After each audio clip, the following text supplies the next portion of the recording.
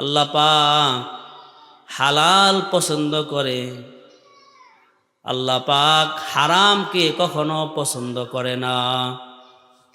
যে বান্দা হালাল খায়, যে বান্দা হালাল খায়, ওই বান্দার ঈমানের মধ্যে আল্লাহ তাআলা নূরানিয়ত দান করেন।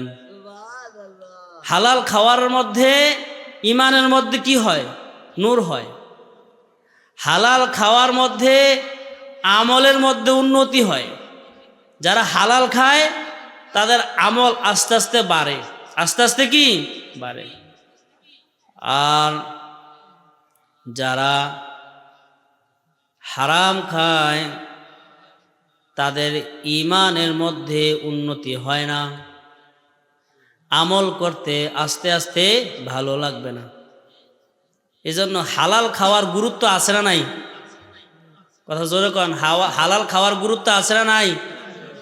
হালাল খাওয়ার কথা কি ইমাম সাহেবরা বলছে না আল্লাহ বলছে?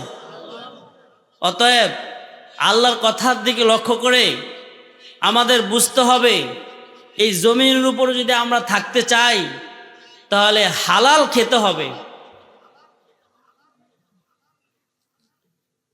হাদিস শরীফে বর্ণিত আছে, যা রাজুলুন ইলান নবী, এক ব্যক্তি পয়গম্বরের কাছে এসেছে। ওয়াকিলা, এবং পয়গম্বরকে বলেছেন,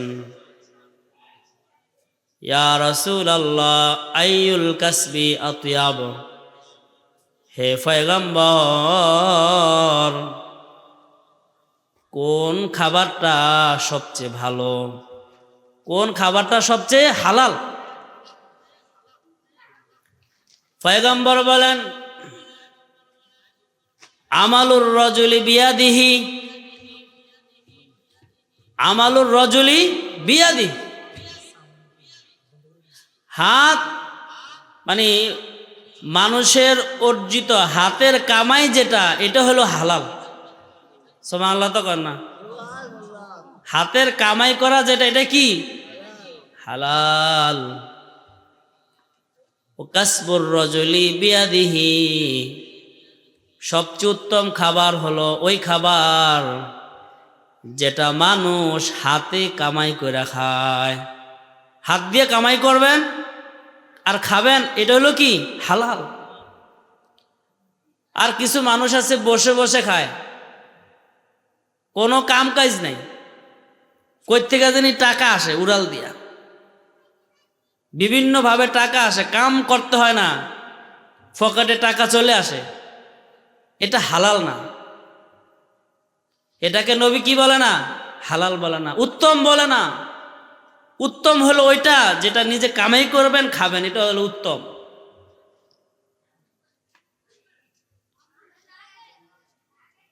যারা এই হালাল খাবে তাদের দোয়া কবুল হবে, আর যারা হালাল খাবে না তাদের দোয়া কবুল হবে না।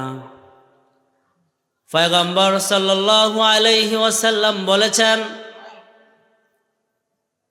এক ব্যক্তি খুব ক্লান্ত পরিশ্রান্ত হইয়া রব্বুল আলামিনের কাছে দোয়া করতেছে, ইয়া রব, ইয়া রব, ইয়া রব, হে আল্লাহ, হে আল্লাহ, হে আল্লাহ। কাকে ডাকে? আল্লাহকে ডাকে, আল্লাহকে ডাকে। ও মাতামুহু হারামুন, তার খাবার হলো হারাম। ও মাশরাবুহু হারামুন, তাহার পানি যেটা খায় সেটা হলো হারাম। ও মালবাসুহু হারামুন, তাহার পোশাক হইল হারাম। ও গুজিয়া বিল হারাম, তার শরীরের অঙ্গ প্রত্যঙ্গ হয়েছে হালাল হারামের মাধ্যমে। ও গুজিয়া বিল হারাম, হারামের মাধ্যমে তার শরীর গঠন হয়েছে। পয়গম্বর বলেন, ফাআন্না ইউস্তাজাবু লিযালিক, ওই ব্যক্তিকে রব্বুল আলামিন কিভাবে ওই ব্যক্তির ডাক রব্বুল আলামিন কিভাবে শুনবেন? কয় হারাম, যে হারাম খাবে তার ডাক আল্লাহ শুনে না। বলেন, যে হারাম খায়, হারাম পরে, হারাম দিয়ে অর্জন করে নিজের শরীর কামাই করেছে, তার ডাক আল্লাহ শুনে না। এই জন্য তো দেখেন না, কত বিপদ আর মুসিবতে পড়ে আল্লাহর কাছে দোয়া করে, আল্লাহ আল্লাহ বিপদ থেকে উদ্ধার করেন, কেউ নাই, কোনো সারা শব্দ নাই। কারণ কি? কারণ হইল আমাদের শরীরের অঙ্গ প্রত্যঙ্গ যা আছে সবই হইল কি? হারাম। হারাম উপার্জন করার, হারাম উপার্জন করে ব্যক্তি যদি জীবন পরিচালনা করে, আর সে ব্যক্তি যদি আল্লাহর কাছে দোয়া করে, তো আল্লাহ তাআলা তার দোয়া, তার ডাক আল্লাহ কবুল করে না। আরেকটি হাদিসে বর্ণিত আছে, সাঈদ ইবনে আবি ওয়াক্কাস রাদিয়াল্লাহু তাআলা আনহু পয়গম্বরের কাছে আইসা বলতেছে, ওগো পয়গম্বর, ইয়া রাসূলুল্লাহ, হে আল্লাহর নবী, উদউল্লাহ আইয়াজআলানি মুস্তাজাবাদ দাওয়া। হে পয়গম্বর, আপনি আল্লাহর কাছে দোয়া করেন, আল্লাহ তাআলা যেন আমাকে মুস্তাজাবুদ দাওয়া বানায়া দেয়। মুস্তাজাবুদ দাওয়া কি? মুস্তাজাবুদ দাওয়া হলো আল্লাহর কাছে হাত উঠাবে আর সাথে সাথে আল্লাহ কবুল করবে। এটারে কি বলে? মুস্তাজাবুদ দাওয়া। তো সাঈদ ইবনে আবি ওয়াক্কাস রাদিয়াল্লাহু তাআলা আনহু, ওই সাহাবী পয়গম্বরকে বলছে, হে পয়গম্বর, আমাকে মুস্তাজাবুদ দাওয়া হওয়ার জন্য আমার জন্য আপনি দোয়া করেন। পয়গম্বর সাঈদ ইবনে আবি ওয়াক্কাসকে লক্ষ্য করে বলেছে, ইয়া সাঈদ আতিব মাতামাকা, হে সাঈদ ইবনে আবি ওয়াক্কাস, তুমি তোমার খাবারকে হালাল করো, তুমি তোমার খাবারটা কি করো? হালাল খাও। তুমি তোমার খাবার হালাল খাও, তাকুন মুস্তাজাবাদ দাওয়া। তুমি যদি হালাল খাও তাহলে রব্বুল আলামিন তোমাকে মুস্তাজাবুদ দাওয়া বানায়া দিবেন। কি খাইলে? কি খাইলে? জোরে কোন, কি খাইলে? যে ব্যক্তি হালাল খাবে, এক জাররা পরিমাণ হারাম যার জবান দিয়ে গলা দিয়ে ঢুকবে না, ওই ব্যক্তি এভাবে মুজাহাদা করতে করতে করতে করতে এমন একটা পর্যায়ে চলে যাবে, ওই বান্দা যখন আল্লাহর কাছে দোয়া করবে, আল্লাহ তাআলা সাথে সাথে তার দোয়া কবুল করবে। আর যারা হারাম খায়, আর যারা হারাম খায়, তাদের দোয়া আল্লাহ তাআলা আসমানেও উঠতে দেয় না। আল্লাহ বলে, এই দোয়া আমার দরকার নাই। হারাম হারাম যারা খায় তাদেরকে আল্লাহ তাআলা মূল্যায়ন করেন। হালাল খাওয়ার মধ্যে বরকত আছে। হালাল যে খাবে তার দোয়া কবুল হবে। হালাল যে খাবে তার ঈমানের মধ্যে পাওয়ার বাড়বে। হালাল যে খাবে তার আমলের মধ্যে তরাক্কি হবে, আমল বেড়ে যাবে। যে হালাল খাবে তার তাহাজ্জুদ পড়ার তৌফিক হবে। সুবহানাল্লাহ। হযরত শাফি রহমতুল্লাহ আলাইহি, আপনার নাম শুনেছেন, ইমাম শাফি রহমতুল্লাহ আলাইহির যুগে আরেকজন ইমাম ছিলেন, ইমাম আহমদ ইবনে হাম্বল। ইমাম আহমদ ইবনে হাম্বল অনেক বড় বুজুর্গ একজন আলেম। তো ইমাম শাফি রহমতুল্লাহ আলাইহি ইমাম আহমদ ইবনে হাম্বল রহমতুল্লাহ আলাইহিকে দাওয়াত দিছে। দাওয়াত দিয়ে বলছে, আপনি আমার বাড়িতে আসবেন, আমাদের মসজিদে বয়ান করবেন। ইমাম আহমদ ইবনে হাম্বল অনেক বড় উচ্চা মাফের মুহাদ্দিস, মুত্তাকি, ফরহেজগার, খুবই আল্লাহওয়ালা একজন আলেম মুহাদ্দিস। তো উনি দাওয়াত কবুল করছে। ইমাম শাফি রহমতুল্লাহ আলাই এলাকার মানুষকে বললেন, হে এলাকার মানুষ, আমাদের এই মসজিদে, আমাদের এই মহল্লায় একজন বড় আলেম আসতেছে, অনেক বড় মুহাদ্দিস, অনেক বড় ইমাম, অনেক বড় মুত্তাকি, ইমামুল মুহাদ্দিসিন, মুহাদ্দিসিনদের ইমাম, এত বিশাল একজন বড় বুজুর্গ আসতেছে। এলাকার মানুষ শুনে নিজেদের মধ্যে একটা আকর্ষণ তৈরি হলো। হ্যাঁ, এত বড় আলেম যদি হয় তো ওই তো বড় আলেমের সাথে তো দেখা সাক্ষাৎ করার দরকার আছে না নাই? একটা মুসাফা করার দরকার আছে। ইমাম সাহেব এলাকাবাসী, বিবি, ছেলে সন্তান সবাইকে বলছে বড় মুহাদ্দিস আইতে আছে, বড় আলেম, বড় বুজুর্গ। ইমাম আহমদ ইবনে হাম্বল নির্দিষ্ট তারিখে ইমাম শাফি রহমতুল্লাহ আলাইহির বাড়িতে এসে গেলেন। আর বাদ মাগরিব বয়ান করলেন। বয়ান করে এশারের নামাজ জামাতের সাথে আদায় করে রাত্রেবেলা খাওয়ার দরকার আছে না নাই? বড় আলেম আসছে, খাওয়াবে কে? তো ওই ইমাম শাফি রহমতুল্লাহের ঘরেই হলো খাবার এর আয়োজন। ইমাম আহমদ ইবনে হাম্বল এশারের নামাজের পরে শাফি রহমতুল্লাহ আলাই, ইমাম শাফি রহমতুল্লাহ আলাইয়ের ঘরের মধ্যে দাওয়াতের জন্য, খাওয়ার জন্য ব্যবস্থা করা হলো। সবাই খানার আয়োজন, অনেক বড় দস্তরখান। ইমাম আহমদ ইবনে হাম্বল রহমতুল্লাহ আলাইয়ের সামনে বড় খাবারের প্লেট, বেশি করে খানা দিস। বুঝলেন না? বাড়িতে যখন ইমাম বড় হুজুর আসে, সব খানা কার সামনে দেয়? সব খানা কার সামনে দেয়? যে হুজুর আমনে গেল। ইমাম আহমদ ইবনে হাম্বল রহমতুল্লাহ আলাইহির সামনে সব খাবারের আয়োজন। ইমাম সাহেব দেখলেন এই খাবারের মধ্যে নূর চমকাইতেছে। বলেন সুবহানাল্লাহ। খাবারের মধ্যে কি চমকায়? খাবারের মধ্যে নূর, খাবারের মধ্যে ইমানি পাওয়ার। তার মানে হইল এই খাবারটা কি? হালাল। এরকম একটা খাবারের অবস্থা দেখে ইমাম আহমদ ইবনে হাম্বল অনেকগুলা খাবার একসাথে খাইছে, মানে খাইতেছে। রান খায়, 2-3টা রান একবার খাইতেছে। ভাত অনেকগুলো খাইতেছে, ডাউল অনেকগুলো খাইতেছে।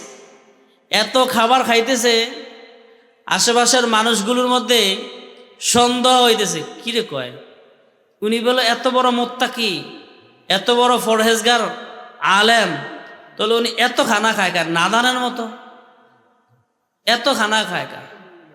যে বড় আলেম হবে তার তো খাবারের প্রতি আকৃষ্ট হবে না, তার অল্প খাবে, খানা কি খাবে? আর ইমাম আহমদ ইবনে হাম্বল সব খানা খেয়ে ফেলছে।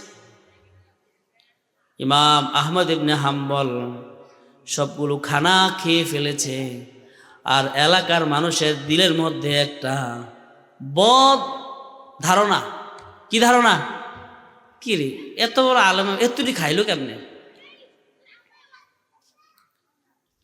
রাতের বেলা ইমাম আহমদ ইবনে হাম্বল রহমতুল্লাহ আলাই ওনাকে ওনার ঘরের সামনে, দরজার সামনে রাতে যেন পানির খোঁজ করতে না হয়, এজন্য বিবি ইমাম শাফি রহমতুল্লাহ আলাইহির বিবি ওনার ঘরের সামনে একটা বদনা রেখে দিয়েছে, পানির বদনা। কিসের বদনা? আবার পাশে রেখে দিয়েছে ডিলা। এখন ওনার টিস্যু, ফকটে টিস্যু। আর আগের যুগে কি থাকতো? ঢিলা।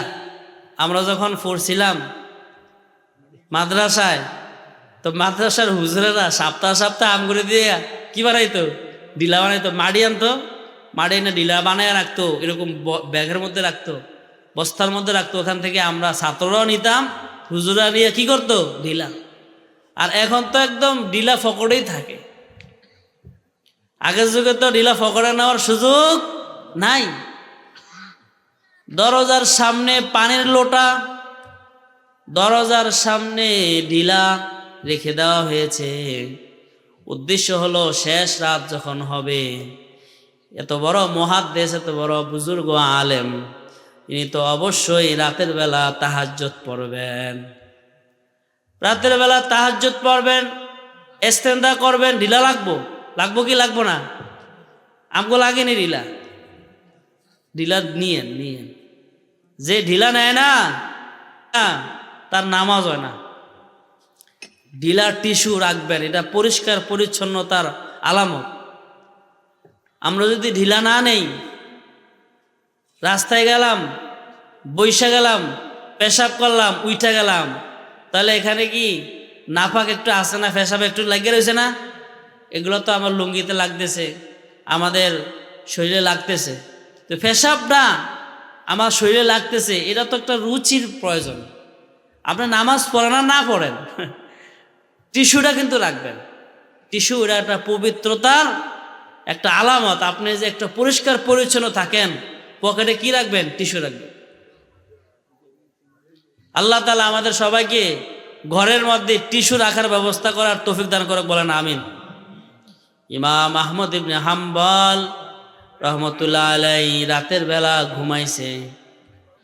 সকালবেলা যখন সবাই জাগছে, সবাই জেগে উঠে দেখে ইমাম আহমদ ইবনে হাম্বল রহমতুল্লাহ আলাইহি ওনার যে দরজার সামনে পানি ছিল, পানিটা পানির জায়গায়, ডিলাটা ডিলার জায়গায় পড়ে রয়েছে। তার মানে কি?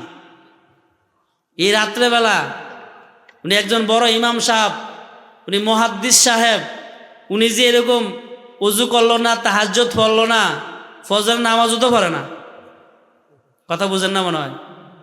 আরে ফজর নামাজ পড়তে অত কি লাগবে? ওযু লাগতো না? বুঝলাম তাহাজ্জুদ পড়ে না, উনি তো ওযুই করে না। তো ওযু যদি করে না, তাহলে তো ওনার ফজরও পড়ে না, দিলেও তো নেয় না। এটা কি সমালোচনার জ্বর বয়ে গেছে।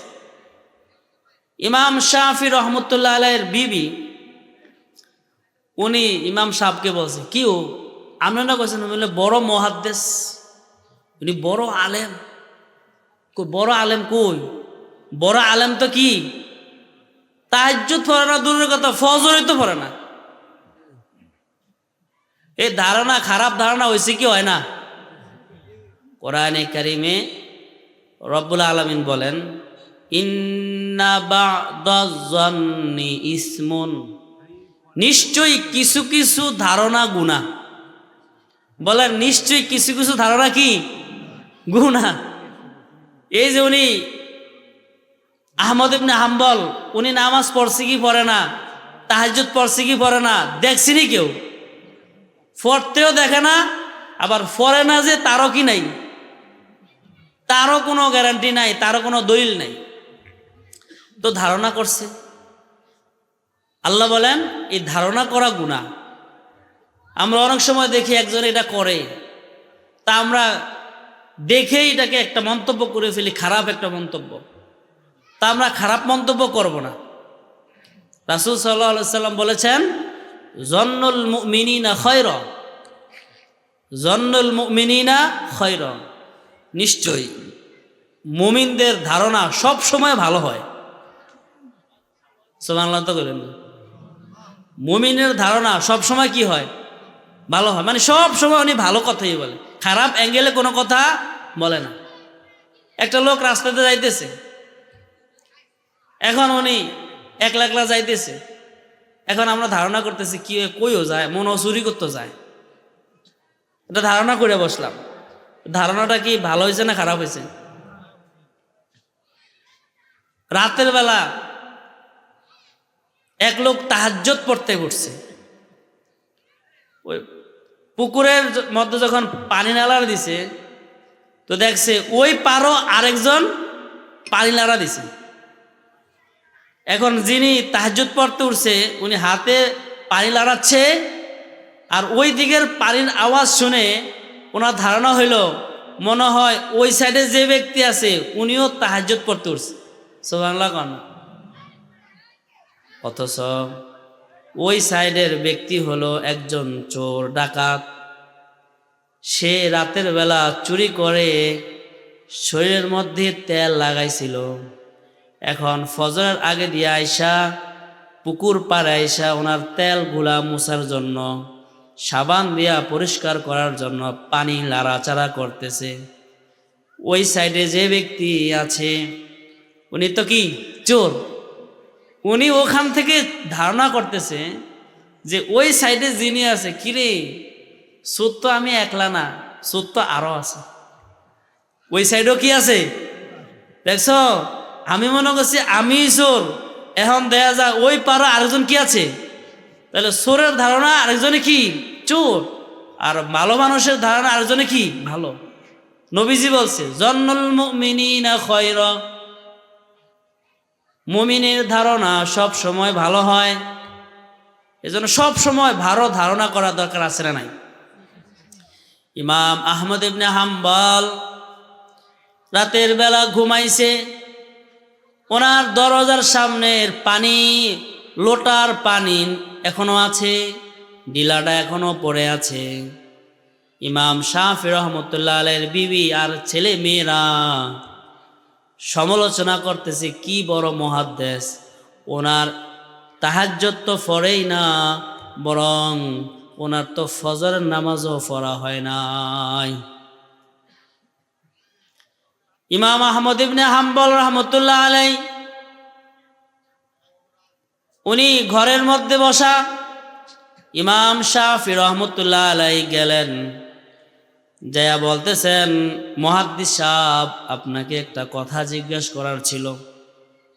কয় জিজ্ঞাসা করেন। এক নম্বর কথা হলো, আপনি আজকে আমাদের বাড়িতে আসার পর যে কাহিনীগুলো করলেন, প্রত্যেকটা কাহিনীর মধ্যে, প্রত্যেকটা ঘটনার মধ্যে মানুষ সমালোচনা করতেছে। কি সমালোচনা? গতকাল রাত্রে এশার নামাজ পড়ে আইসা খানা দিছি, আপনি 500 জনে মিল্লা খাইবেন, 500 জনে মিল্লা খাওয়ার খানা, সেটা আপনি একলা খাইয়ে ফেলছেন। এত খানা যে খাইছেন, এটা তো মানুষ সমালোচনা করতেছে যে হুজুররা বেশি খায়, এত খানা খাওয়ান। যে বেশি খায় সে তো অলস হয়, যে বেশি খায় সে কি হয়। ইমাম আহমদ ইবনে হাম্বল রহমতুল্লাহ আলাইহি বলেন, ও ইমাম সাহেব শুনেন, আমার দীর্ঘ এক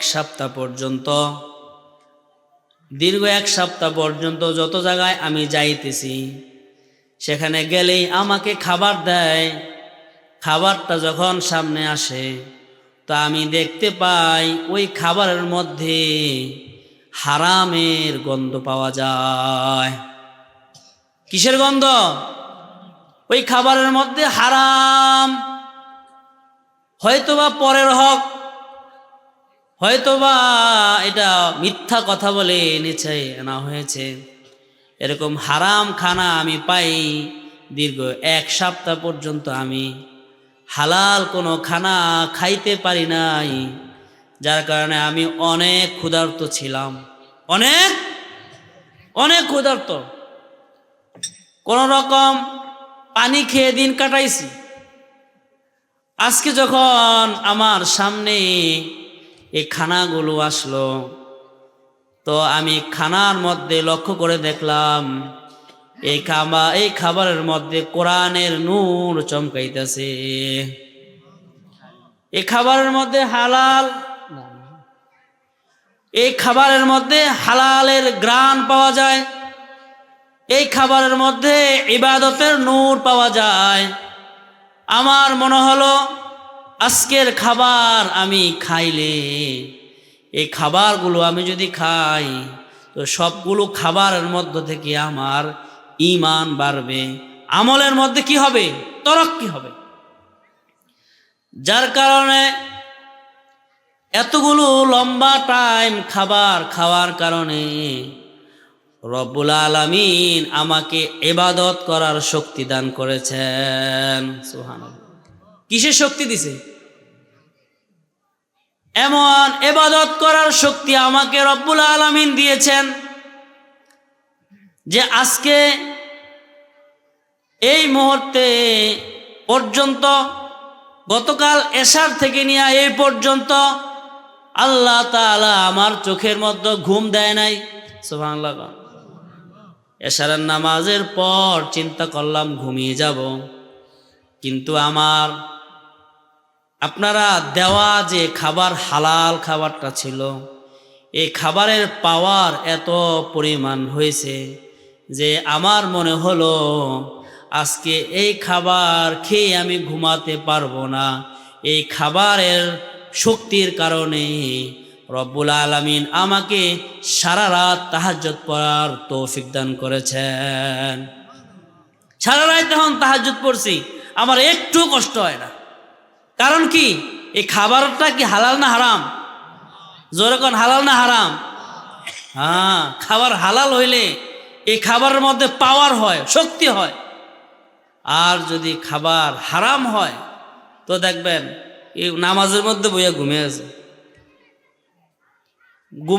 ঘুমাই তো চায় না, এরপর কি আইয়ে ঘুমায়। অলসতা, অলসতা হলো শয়তানের চাবি। যখন অলসতা আসবে তো বুঝবেন শয়তান আপনাকে লড়াইতেছে। আর ইবাদত করতে যখন দেখবেন ভালো লাগে, মসজিদে আসলে ভালোই লাগে, সময় দিতে ভালোই লাগে, তো বুঝবেন আপনার খাবারটা হালাল হচ্ছে। ওই খাবার আর ওই খাবারের শক্তি আপনাকে মসজিদে নিয়ে আসে। সুবহানাল্লাহ। বর্ণিত আছে ইমাম আহমদ ইবনে হাম্বল ওই রাতের মধ্যে কোরআনের একটি আয়াত থেকে 100টা মাসালা বের করেছেন। সুবহানাল্লাহ। একটা আয়াত থেকে কয়টা মাসালা? 100টা মাসলা। রাত্রে বৈশা উনি গবেষণা করে 100টা মাসলা বের করেছে। কোনো বর্ণনায় আছে উনি ওই রাত্রে প্রায় 250টা মাসালা বের করেছেন। তাহলে ইবাদত করতে হলে, ইবাদত যদি মজা পেতে হয়, হালাল খাবারের গুরুত্ব আছে না নাই? হালাল খাবার খাইলে আপনি নামাজ পড়তে ভালো লাগবে, হালাল খাইলে আপনার মাহফিল ভালো লাগবে, হালাল খাইলে আপনার দ্বীনি কথাবার্তা ভালো লাগবে, মন মানসিকতা, আপনার চোখের মধ্যে নূর তৈরি হবে, ইমানের মধ্যে নূর তৈরি হবে। আর যদি হারাম হয়ে যায়, খাবারটা যদি হারাম হয়, তাহলে বিপদ আছে, বিপদ আছে। হাদিসে বর্ণিত আছে পয়গম্বর সাল্লাল্লাহু আলাইহি ওয়াসাল্লাম বলেন, ইয়াতি আলান নাসি জামান, মানুষের জন্য এমন একটা সময় এসে যাবে, লা ইউবালিল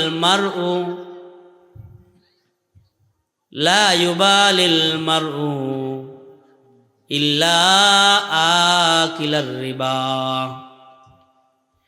লা ইউবালিল মারউ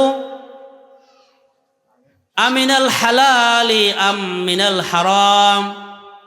এমন একটি সময় আসবে, কিয়ামতের আগে এমন একটি সময় আসবে যে সময়ের মধ্যে মানুষ যা খাইবে পরোয়া করবে না এটা কি হালাল নাকি হারাম। সামনে দিছে, কিরে দোস্ত আসো চা খাইবানি, লো চা খাও, চা দিছে আর খাওয়ানো শুরু করছে। আরে ভাই এটা কি হালাল না হারাম জিজ্ঞাসা করবে না। এই 1400-1500 বছর আগে পয়গম্বর বলছে ইয়াতি আলান নাসি জামান লা ইউবালিল মারউ আখাযা মিনহু আমিনাল হালাল আম হারাম। এমন একটা সময় আসবে মানুষ যা পাইবে তাই খাবে, বিবেচনা করবে না আমিনাল হালাল, এটা কি হালাল, আম মিনাল হারাম, নাকি এটা হারাম, এটা বিবেচনা করবে না। যা পাইবে, যেটা পাইবে সেটাই খাইবে। এই যুগটা এখন আছে না নাই? কত জোর আছে না নাই? যে দেয় লয়ে লায়, যে আইনা কিছু টাকা দেয় দর খাইস, আমার ভোটটা দিস, বাস গুঞ্জিয়া ফকটা লয়ে লায়। আবার আরেক পক্ষ আইয়া কয় আমার ভোটটা দিস, ফকটা লয়ে লায়, খাইতে আছে। ঘরের মধ্যে বিবি বড় তেলাফি মাছ, তেলাফি মাছ, বিবিরে জিগা কি গো তেলাফি মাছ ফাইলা কই? তো বিবি কয় আরে গতকাল রাত্রে ওই যে আপনার ফুতে গতকাল রাত টেডা লইয়া বাড়িছিল, তো টেডা লইয়া বাইর হইয়া রাত কইরা কোন কার পুকুরের থেকে একটা মাছ গায়ে দিয়ে লই আইছে। মাসাল্লা দিলে তো চালাক কেউ দেয় না, মাসাল্লা দিলে তো খুব চালাক কেউ দেয় না। এখন এ কয় মাছটা তাজা, ভালোই লাগে, মজুই লাগে, খাও। আচ্ছা এটা কি হালাল না হারাম? কিয়ামতের আগে এমন একটি সময় আসবে যে সময়ের মধ্যে মানুষ সামনে যা পাইবে তাই খাবে, পরোয়া করবে না এটা হালাল না হারাম, পরোয়া করবে না এটা হালাল না হারাম। রাস্তা দিয়া যাবে, আম গাছ থেকে ইটা দিয়ে আম খাবে, জাম গাছের নিচে জাম পড়া আছে, জাম খেয়ে ফেলবে। এরকম যুগ হয়েছে না? বাস বড় একটা কাঁঠাল গাছ, একটাই কাঁঠাল ধরছে, এটা শরীর লেগা মালিক, আসল মালিক খাইতে পারে না, এরকম ঘটনা ঘটছে না? প্রথমে ফলটা ধরছে, 8 বছর পরে গাছটার মধ্যে একটা কি ধরছে, ছায়া রয়েছে, এটা ছায়া আইয়া দেয়, পানি দেয়, এই দেয় সেই দেয়। আবার এটা ভিডিও কইরা বিদেশও ফাড়ায়, দেখছনি বাবা আমগো গাছের মধ্যে কি ধরছে, কাঁঠাল ধরছে। পরের দিন রাত নাই, খাইলো কে? সবাই তো বালা, ধরা না খাইলে সবাই কি বালা। এজন্য হালাল বিবেচনা করে খাওয়ার দরকার। সবচেয়ে সবচেয়ে যত হারাম আমরা খাই, সবচেয়ে সবচেয়ে হারাম, নিকৃষ্টতম হারাম কইতাম নেই, রাগ করবেন না, কইতাম নি কেন? আমরা কইলে কম এলে কোনো কইতাম না, না হুদা কইয়া ফটো দেখবেন হুজুরে অনেক খারাপ কইতাম, আপনারা কইছেন দেখে আমি কইতেছি সবচেয়ে। আর আমার কথাগুলো প্রত্যেকটা কথারই হাদিস আছে, গুরুত্বপূর্ণ। আমি আমার কথা বলবো না, পয়গম্বর সাল্লাল্লাহু আলাইহি ওয়াসাল্লাম বলেছেন ইয়াতি আলান নাসি জামান, কিয়ামতের আগে এমন একটা সময় আসবে লা ইয়াবকা ফীহি আহাদুন ইল্লা আকিলার রিবা। কিয়ামতের আগে এমন একটা সময় আসবে যে সময়ের মধ্যে এমন একজন লোক পাওয়া যাবে না যে লোকটা সুদ খায় না। কিয়ামতের আগে এমন একটি সময় আসবে যে সময়ের মধ্যে সুদ অহরহ হবে, অহরহ, গড়ে গড়ে গড়ে গড়ে গড়ে গড়ে সুদ আছে না নাই? দেন আমি কিন্তু এটা আসলে কইতাম চাই না, এটা আপনারা কইছেন দেখে আমি কইতে চাইছি না। হলে হুদা আলোচনা করে যাবো, পরে কবেন হুজুরে আমাদের দেশে ফেস লাগিয়ে গেছে। আসলে আমার কথা আমি বলছি না, কে বলছে কথাটা? পয়গম্বর বলেছেন ওয়ান জাবির রাদিয়াল্লাহু তাআলা আনহু قال, হযরত জাবের রাদিয়াল্লাহু তাআলা আনহু বলেছেন, লানা রাসূলুল্লাহ সাল্লাল্লাহু আলাইহি ওয়াসাল্লাম আকিলার রিবা ওয়া মুকিলাহু ওয়া কাতিবাহু ওয়া শাহিদাহু। পয়গম্বর হাদিসের মধ্যে বলেছেন, হাদিসের মাধ্যমে পাওয়া যায়, পয়গম্বর যারা সুদ খায় তাদের উপরে অভিশাপ দিয়েছে। নাউজুবিল্লাহ, জোরে কোন আজি। আর নাউজুবিল্লাহ অর্থ কি? আল্লাহ আমি তার থেকে আশ্রয় চাই, মানে আল্লাহ আমি এটা থেকে বাইচা থাকতে চাই। আপনি যদি আল্লাহর কাছে এটা থেকে বাঁচার জন্য দোয়া করেন, হতে পারে আল্লাহ তাআলা আপনাকে বাঁচিয়ে দিবে। কারণ নাউজুবিল্লাহ। পয়গম্বর বলেন, হাদিসে বর্ণিত আছে, পয়গম্বর যিনি সুদ খায় তার জন্য অভিশাপ করেছে, যে সুদ দেয় তার জন্য অভিশাপ দিয়েছে। ওয়াকাতিবাহু, যে সুদের কথা লেখে তাকে অভিশাপ দিয়েছে। ওয়াশাহিদাহু, এই সুদের কথাটা যে সাক্ষী থাকবে তার জন্য পয়গম্বর অভিশাপ দিয়েছে। নাউজুবিল্লাহ কন। বললাম না নাউজুবিল্লাহ কইতেন। সুবহানাল্লাহ, নাউজুবিল্লাহ, আস্তাগফিরুল্লাহ, এটা কি ভালো না খারাপ? ভালো। আর আপনি কোন দোয়া করেন আল্লাহর কাছে, আল্লাহ গইটেই তো রয়েছে, চেষ্টা করবেন এই আজকে যে আলোচনাটা হয় হালাল খাওয়ার জন্য আর হারাম থেকে বেঁচে থাকার জন্য। সর্বপ্রকার হারাম, তার মধ্যে সবচেয়ে গুরুত্বপূর্ণ আর জঘন্যতম হারাম হইল সুদ। সমাজের জন্য অভিশাপ, সমাজের জন্য অভিশাপ, দেশের জন্য অভিশাপ। পয়গম্বরের বদদোয়া। যারা সুদের সাথে সম্পৃক্ত তারা কেউ শান্তিতে নাই। আপনাদের কথা আমি বললাম না, আপনাদের গ্রামের কথা জানি, মনে হয় সবাই ভালো। আমাদের গ্রামে 3-4টা ফ্যামিলি আছে, তারা সুদের সাথে সম্পৃক্ত হইয়া কিস্তি চালাইতে, কিস্তি নিয়া এখন তারা ঘর বাড়ি বিটা বাড়ি যা আছে এটা সারা বায়, তার থাকার কি নাই, সুযোগ নাই। একবারে তার এমন দরিনা দিছে, জায়গা সম্পত্তি থুয়েই ভাগছে। আসলে এই সুদ সমাজের জন্য অভিশাপ, লানত করেছে। আরেকটি হাদিসে পয়গম্বর সাল্লাল্লাহু আলাইহি ওয়াসাল্লাম বলেছেন, দিরহামু রিবা, সুদের 1 টাকা, ইয়াকুলুহুর রাজুলু, যে ব্যক্তি সুদের 1টা টাকা খাবে। সুদের কয় টাকা? সুদের 1টা টাকা খাবে। ওয়াহুয়া ইয়ালামু, সে জানে এটা সুদের টাকা, এটা জানে এটা কিসের টাকা, সে জানে এটা সুদের টাকা। 1 টাকা যে সুদের মনে করে খাবে, সুদ মনে করে বুঝা শূন্য সুদের 1টা টাকা খাবে, আসাদ্দু মিন সিত্তাতিন ওয়া সালাসিনা জিনা, আসাদ্দু মিন সিত্তাতিন ওয়া সালাসিনা জিনা। ওই ব্যক্তি 1 টাকা যে সুদ খাইবে তার এত বড় জঘন্যতম অপরাধ হবে যে 36 বার জিনা করার চেয়েও মারাত্মক অপরাধ হয়ে যাবে। কয়বার? কয় টাকা খাইলে?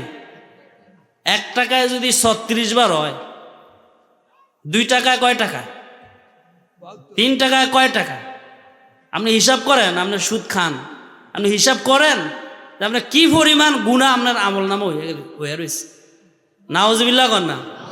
বললাম না, যদি মারাত্মক কথা শুনেন এর থেকে বলবেন না নাউজুবিল্লাহ, এটা আল্লাহ আমাদের হেফাজত করে বলেন। আমি এই সমাজ সুদমুক্ত সমাজ হোক, আপনারা চান কি চান না? সুদমুক্ত সমাজ এটা শান্তির সমাজ। যে বাড়িতে কিস্তিওয়ালা আইয়ে, তো যখন কয়ও কিস্তিওয়ালা আইয়ে, তুই ঘরের বেড়া বেড়ি সব যে আরেক গরজেও কি ফলিয়া থাকে, শান্তি না অশান্তি? কারো বাড়িতে শনিবারে, কারো বাড়িতে রবিবারে, কারো বাড়িতে এসে কি মঙ্গলবার যেই ভাই যেদিন আইয়ে ওই ভাই ওই দিনে প্রত্যেকে ফেরি বিদ্যে আজ্ঞা দেয় আয় হ্যাঁ কিস্তির টিয়ারা জমাইতে পারলাম না। আর এরা কিস্তিটা এত পরিমাণ ওপেন হয়েছে, মানুষ এখন এই কিস্তি আছে এই কথাটা কইতেও শরম পায় না। আমরা অনেক সময় গাড়ি দিয়া যাই, তো গাড়ি তুললে গাড়িওয়ালা কয় হুজুর কিস্তির টিয়া আছে। কিস্তির টাকা কিছে, কিস্তির টাকা রয়ে গেছে, কিস্তির টাকা কিস্তিওয়ালা আইবার যা। আচ্ছা বিপদে আছি, 2-3 দিনও মিলাইতে পারতেছে না কিস্তির টাকা, কিস্তির টেনশনে বেড়ার কি ঘুমায় না। আচ্ছা তাহলে কিস্তি নেওয়ার পরে ওনার শান্তি হয়েছে না অশান্তি বাড়ছে? অশান্তি তো হইল। এটা কত বড় জঘন্য! 1 টাকা খাইলে কয়বার? 36 বার জিনা করা সমপরিমাণ। তার চেয়েও বেশি জঘন্যতম এই অপরাধটা। কিস্তিটা তো খারাপ। আরেকটি হাদিসে পয়গম্বর সাল্লাল্লাহু আলাইহি ওয়াসাল্লাম বলেন, লিররিবা 70 জুজআ, সুদের গুনাহের 77টা স্তর রয়েছে। 70টা স্তর আছে। কয়টা স্তর? আর জোরে কথা কন, কয়টা? সুদের গুনার 70টা স্তর আছে। সুদের গুনাহের 70টা স্তর, 1 2 3 4 5, আস্তে আস্তে কয় নাম্বার? আইসারুহা, সর্বনিম্ন যে সুদের গুনাহটা হয়, আইসারুহা আইয়াংকে হার রজুলু উম্মাহু, সুদের সর্বনিম্ন গুনাহ হলো ওই ব্যক্তি যে সুদ খায়, যে সুদের সাথে জড়িত আছে, যে কিস্তির সাথে জড়িত আছে, সর্বনিম্ন গুনাহ হলো ওই ব্যক্তি তার মায়ের সাথে জিনা করলো। নাউজুবিল্লাহ কন। কি মনে করছেন এটা? কত জঘন্যতম অপরাধ এটা! সুদ সমাজের জন্য অভিশাপ। পয়গম্বর কতবার বুঝাইছে, দেখো সুদ খায়ও না। সুদ যারা খাবে তাদের উপরে আল্লাহর নবী বদদুয়া করেছে। সুদ 1 টাকা যে খাবে তার জন্য 36 বার জিনা করা পরিমাণ, তার চেয়ে বেশি বড় গুনাহ। যে সুদের সাথে জড়িত সে সর্বনিম্ন গুনাহ হলো তার মার সাথে জিনা করে। নাউজুবিল্লাহ। কি বলেন? আমাদের দেশে যত খারাপ পোলা হয়নি হোক না কেন, মার সাথে জিনা করেনি। কেউ যদি কয় তোমার 5 লাখ টাকা দিলাম, 5 কোটি টাকা দিলাম, আর এখন যে তোমার মার লগে যে জিনা করবা, জিনা করলে কি দিব? টাকা দিব। এই টাকা আমি মুতি বেড়া। কি করা আছে না? যত খারাপ হোক, যত বেনামাজি হোক, কোনো বেনামাজি, কোনো খারাপ, কোনো লম্পট যে মানুষকে খুন করে সে কখনো মার সাথে জিনা করতে পারবে না। যে মানুষ যার মধ্যে হুঁশ আছে সে কখনো এটা করতে পারবে না। কিন্তু এখন অহরহ ঘরে ঘরে এই সুদ আছে না নাই? কত বড় গুনার মধ্যে আমরা আছি। দুনিয়াতে তো এটার বিপদ আছেই, আখিরাতও আছে। পয়গম্বর সাল্লাল্লাহু আলাইহি ওয়াসাল্লাম বলেন, ইজা যহারাজ জিনা ওয়ার রিবা ফি ক্বরিয়া, যখন গ্রামের মধ্যে জিনা আর সুদ বেড়ে যাবে, জাহের হবে, জাহের হবে, প্রকাশ হবে, বাড়বে বাড়বে, ঘরে ঘরে কিস্তি, ঘরে ঘরে কিস্তি।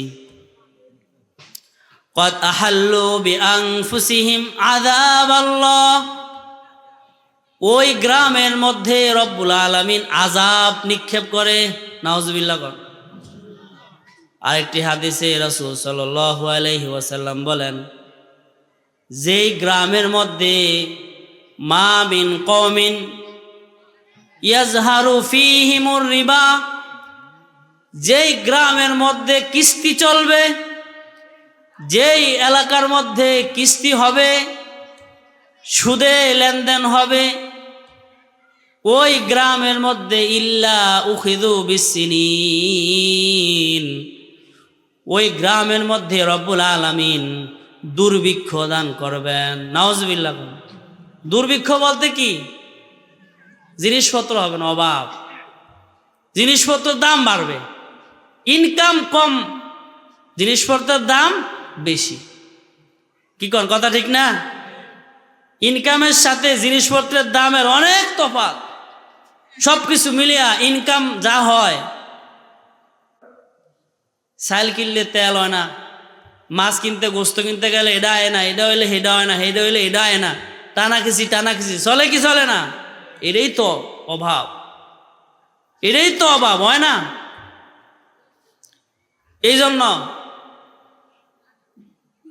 সুদের সর্বনিম্ন গুনাহ কার সাথে জিনা করা, আর সর্বোচ্চ গুনাহ কি? সর্বোচ্চ গুনাহ হলো আল্লাহর সাথে যুদ্ধের ঘোষণা দেওয়া। নাউজুবিল্লাহ। সুদের সর্বোচ্চ গুনাহ আল্লাহর সাথে যুদ্ধ করা। কয় আল্লাহ, কয় কি? কয় আমি তোমার লগে যুদ্ধ করুন। নাউজুবিল্লাহ। আচ্ছা, কোন মুসলমান আল্লাহর সাথে যুদ্ধ করবে এরকম আসেনি কেউ? আল্লাহর সাথে যুদ্ধ ঘোষণা দিয়েছিল ফেরাউন, আল্লাহর সাথে যুদ্ধের ঘোষণা দিয়েছিল নমরুদ। কয় যারা সুদ এর সাথে জড়িত হয়ে যাবে, কেমন যেন ওই ব্যক্তি ফেরাউন আর নমরুদের মতো হয়ে যায়। নাউজুবিল্লাহ। এটা কিন্তু আমি আমার কথা কই না, কোরআনে কারিমে রব্বুল আলামিন বলেছেন, فَإِن لَّمْ تَفْعَلُوا فَأْذَنُوا بِحَرْبٍ مِّنَ اللَّهِ। যে ব্যক্তি এই সুদটা ছাড়বে না, যে ব্যক্তি এই সুদ ছেড়ে দিবে না, فَأْذَنُوا بِحَرْبٍ مِّنَ اللَّهِ, মনে হয় যেন সে রব্বুল আলামিনের সাথে যুদ্ধের ঘোষণা দিয়েছে। নাউজুবিল্লাহ। কারো কি এই কলজা আসেনি আল্লাহর লগে যুদ্ধ করবেন? আসেনি? সুদ এত মারাত্মক, যে ব্যক্তি সুদ খাবে হাসরের ময়দানে ওই ব্যক্তি পাগল হয়ে উঠব। নাউজুবিল্লাহ। কি হয়ে উঠব? যে ব্যক্তি সুদ খাবে, অহরহ সুদ খাবে, হাসরের মাঠে ওই ব্যক্তি পাগল হয়ে যাবে।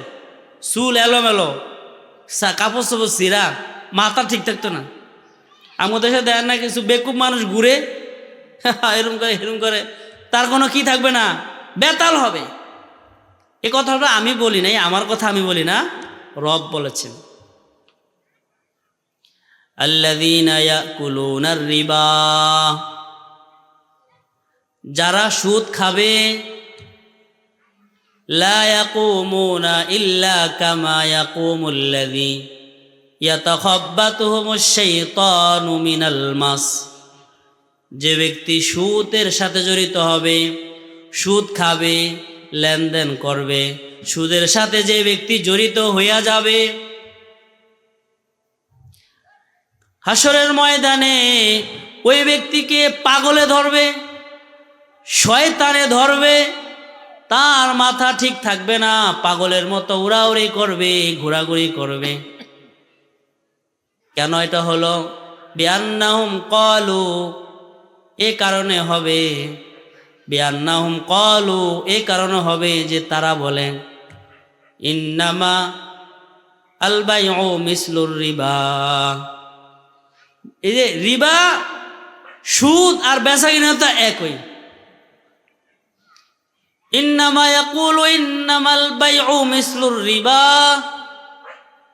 তারা বলবে, যারা দুনিয়াতে বলবে বেচা কিনা আর সুদ এটা তো এক। আছে না আমগো দেশে? হুজুরা কত কতই কয়, টাকা দিবে বেড়ায়, আমি ব্যবসা বাণিজ্য করে আমি লাভে টাকা দিব। এইটা কি কিরে না যাইজের কি আছে? আর এটা কি হুজুররা কইছে না আল্লাহ কইছে? আর কথা জোরে করে, এটা হুজুরের কথা না আল্লাহর কথা? আল্লাহ বলছে সুদ হারাম। এটা কিয়ামত পর্যন্ত এটা কি থাকবে? আপনি যদি যুক্তি দেন, তর্ক দেন, যারা বলে হ্যাঁ আমরা হুজুরে ওয়াজ করছে করক, আমরা আরো বেশি খাবো, এটা তো আমার কথা না রে ভাই, এটা কার কথা? আল্লাহ বলছে তুমি খাও, তবে তুমি পাগল হয়ে যাইবা। তুমি খাও, তুমি মায়ের সাথে জিনার গুনাহ হবে। তুমি খাও, 1 টাকা খাইবা 36 বার জিনার গুনাহ হবে। তুমি খাইবা, তোমার উপরে আল্লাহর নবীর লানত হবে ইচ্ছা। আর যদি মনে হয় না না আল্লাহর নবীর লানত নিয়া হাসরের ময়দানে সুপারিশ পাওয়া যাইবনি, আল্লাহ তো কইছে তোমারা পাগল করে দিব। যারা সুদ খায় তারা পাগল হবে, তো যারা পাগল মেন্টাল তাদের অবস্থা কি হবে? রব্বুল আলামিন কোরআনে কারিমে ঘোষণা করেন, ইয়ামহাকুল্লাহুর রিবা ওয়া ইউরবিস সাদাকাত। যারা সুদ দেয়, সুদ খায়, তাদের টাকা পয়সা আল্লাহ তাআলা ছিনিয়ে নেয়। নাউজুবিল্লাহ না। যারা সুদ খায়, সুদ দেয়, তাদের টাকা পয়সা কি হয়? আল্লাহ নিয়ে যায়। আচ্ছা, ধন সম্পদ দেওয়ার মালিক কে? জোরে কন, আরো জোরে কন। ধন সম্পদ দেওয়ার মালিক কে? আল্লাহ কইতেছে তুমি যদি সুদে টাকা লাও তো তোমারে আমি যেটা দিছি এটা লইয়া যাব। আর যদি সুদ না করো, সুদ না খাও, তো তোমার সিস্টেম মতো যদি তুমি ধনী হও, এটা যদি জাকাত দাও, তো আমি তোমার এই জাকাতের বিনিময়ে আমি তোমার সম্পদ বাড়িয়ে দেব। ইয়ামহাকুল্লাহুর রিবা ওয়া ইউরবিস সাদাকাত। তোমরা যদি সুদ খাও তো তোমাদের সম্পদ আমি ছিনিয়ে নিব। আর যদি তোমরা মানুষকে দান করো, সদকা করে দাও, তোমরা যদি দ্বীনি জায়গাতে, ধর্মীয় জায়গাতে, তুমি ভালো জায়গাতে যদি তুমি দান করো, এতিমদের পিছনে যদি তুমি খরচ করো, ওয়ুরবিস সাদাকাত, রব্বুল আলামিন সদকার বিনিময়ে মানুষকে ধনী বানিয়ে দেয়। সুবহানাল্লাহ কন। কি তো সুবহানাল্লাহ আলহামদুলিল্লাহ কইবেন, এটা কি কষ্ট লাগে? চাই বলেন নারে তাকবীর, আওয়াজ জোরে হইতে হবে, নারে তাকবীর। আল কোরআনের আলো, আল হাদিসের আলো, নারে তাকবীর। যে আস্তে আওয়াজ দিছেন, বাড়ি থেকে আপনার বিবি তো ফাড়াইছে না, কইছে আজ ওয়াজও যাইবেন না, আওয়াজ যে কম হয়েছে বেড়ে কিন্তু ধরবো। আপনারা মনে ওয়াজও যান না, যায়া দোয়ানদার বয়ে বয়ে বিড়ি খাইছেন। আপনারা কিন্তু ওয়াজও আইছেন কথা ঠিক, কিন্তু আওয়াজটা কম হওয়ার কারণে আপনার বিবি কইব না, এমনও যায় না। আওয়াজ দিবেন, সুবহানাল্লাহ কইয়া লইয়া পারবেন, তো এটা বুঝবো না হ্যাঁ ঠিক আছে, আমি গরম ভাত রাখবো, আদর করব।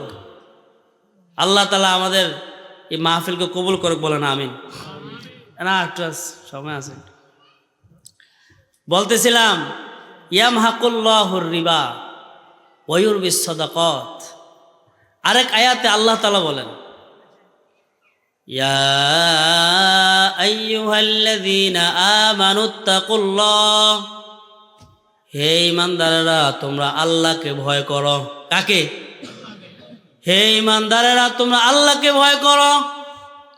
ওয়াযারু মা বাকিয়া মিনার রিবা, আর যা রিবার সম্পদ যা কিছু আছে, তওবা করে যা কিছু বাদ আছে সব বাদ দাও। ওয়াযারু মা বাকিয়া মিনার রিবা, সুদের টাকা যা আছে এটা সব বাদ দিয়া তওবা করো। কে বলছেন? এই আয়াতটা যখন নাজিল হয়েছে, একজন ব্যক্তি এই আয়াতটা যখন শুনছে, আল্লাহ বলছে যে তোমরা সুদ যা আছে এটা ছাইরা দাও, এটা ছাইরা দিয়ে তওবা করো। তো এই ব্যক্তি সুদের সাথে সম্পর্কিত ছিল, এক সুদখোর, সে তওবা করছে, আল্লাহ আমি আজকের থেকে তওবা করলাম, আমি আর জীবনে সুদ খামু না, সুদের টাকা আনবো না, দিবো না। তওবা করছে, সব টাকা মাফ করে দিয়েছে, যা 1 টাকাও নাই, টাকা সব বাদ দিয়া এখন বিনা টাকায় উনি ঘরের মধ্যে ঘরের মধ্যে চাইল টাইল কিনানোর টাকা পয়সা নাই, যেদিকে যায় সেদিকে মানুষে ওই সুদ খুরাইয়ে, যেখানে কাজের জন্য যায় সেখানে কয় না তোমার নেওয়া যাবে না, তুমি যে সুদখোর, কাঁচা টাকা কামিন না, তোমার আমি কামও নিতাম না।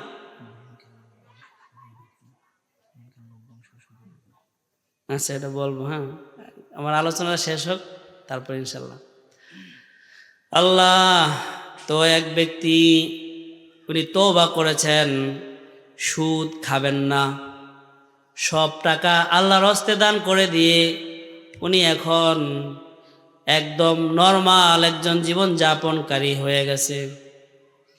ঘরের মধ্যে বিবি বলে, তুমি তো তওবা করেছ, সুদ ছেড়ে দিয়েছ, ঘরে তো কিছুই নাই। তো তিনি বাহিরে বের হইয়া কাজের সন্ধানে বের হয়। সকাল থেকে সন্ধ্যা পর্যন্ত কোনো কাজ পায় না। মাগরিবের আগ মুহূর্তে একটা গুহার মধ্যে যায়, একটা জঙ্গলের মধ্যে যায় আল্লাহর কাছে তওবা করে আর কান্দে, রব্বুল আলামিন সারা জীবন সুদ খাইছি গো মাওলা, এখন সুদ ছেড়ে দিয়ে এখন একটা কাজ দাও, হালাল কাজ। কিস দাও?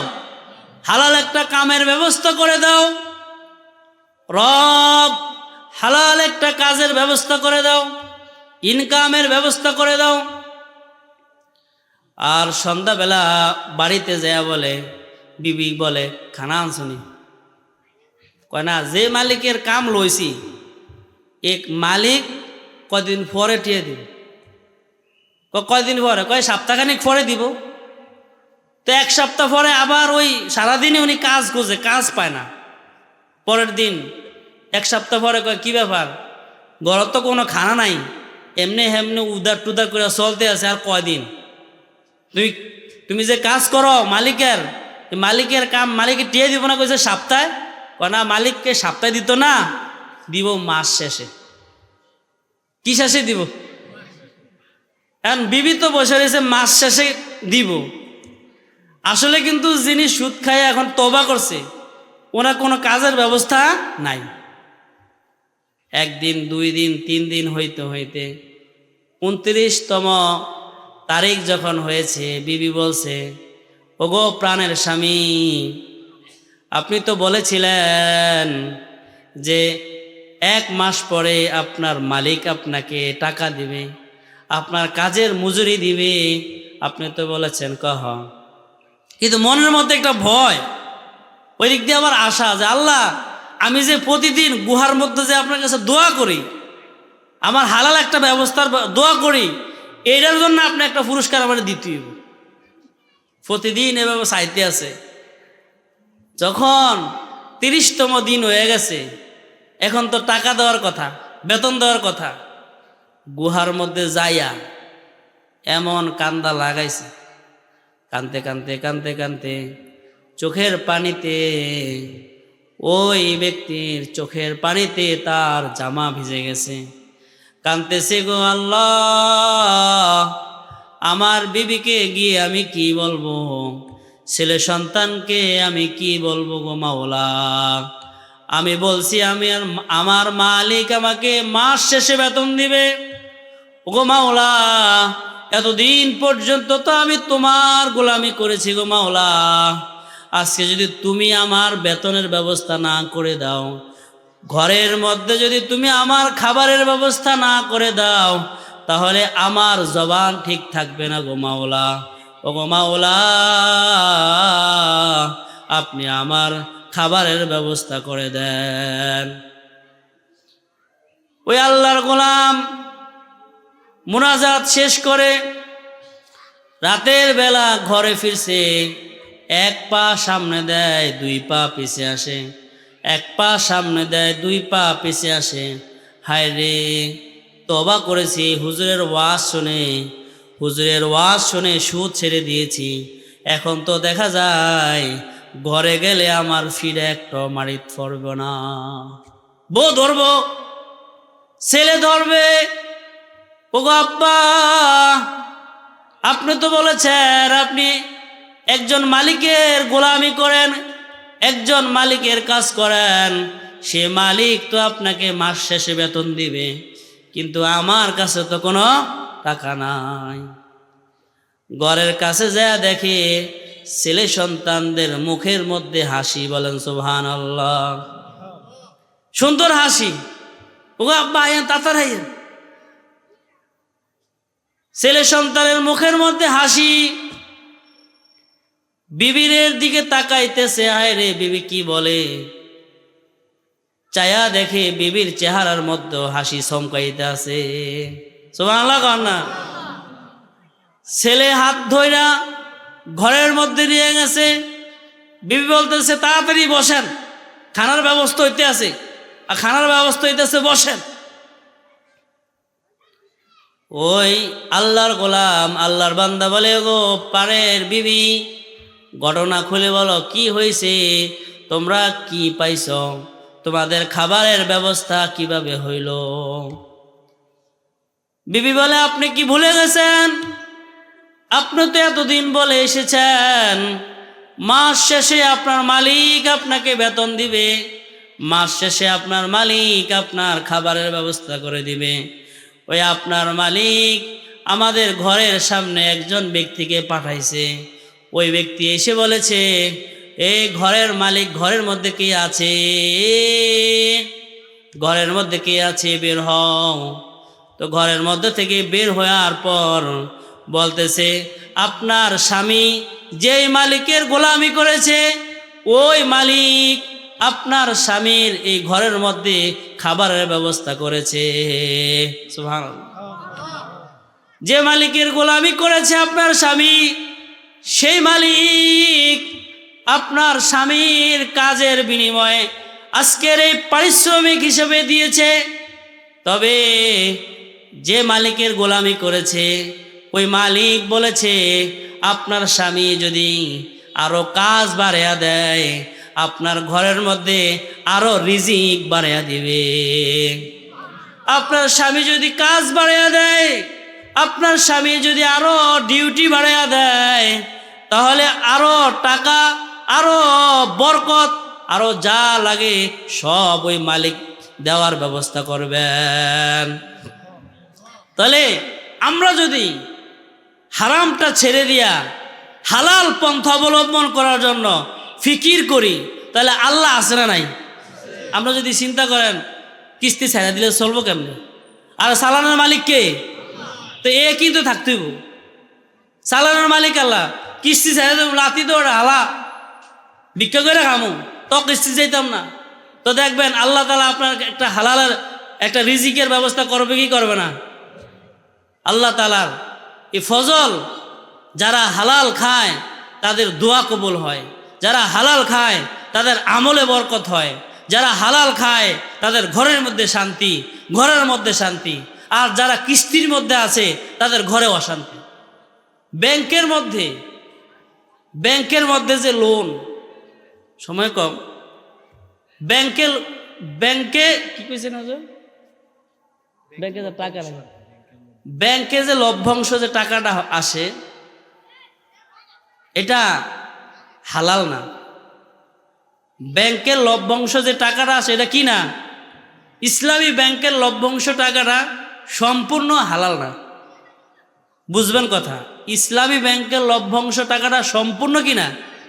সম্পূর্ণ না। মোটামুটি হালাল করার চেষ্টা করে, কিন্তু সম্পূর্ণ না।